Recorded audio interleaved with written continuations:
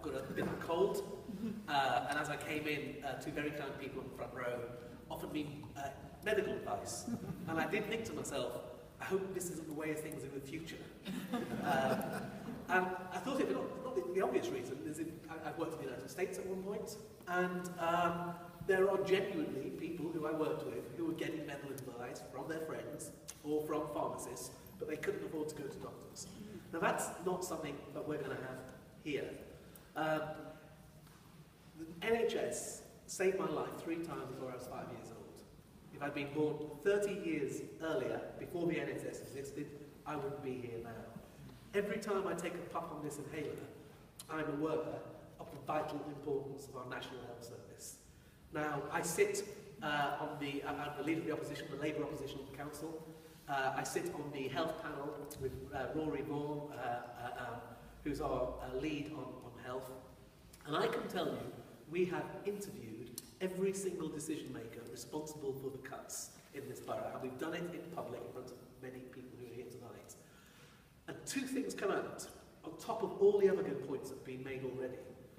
Is the first thing, is this plan is only between 3 and 7 years into the future. So the first chief executive who just left Imperial said it was 7 years into the future.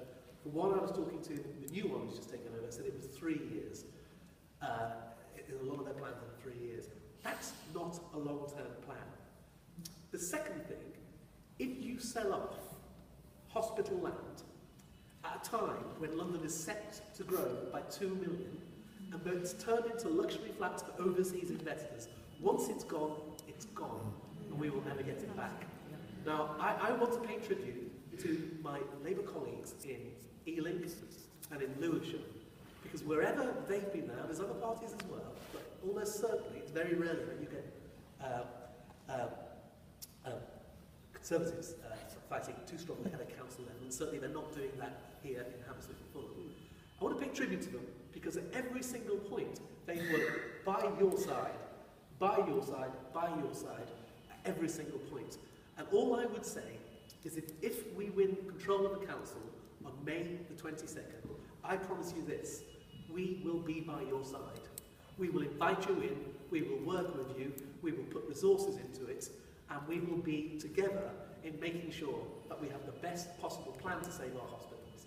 And I think if we have a good plan and strong hearts, and we're bold and we're smart, then I think having a council on side with you can make a real difference to this hospital campaign. And that's what I pledge to do should we win the council elections. Thank you very much.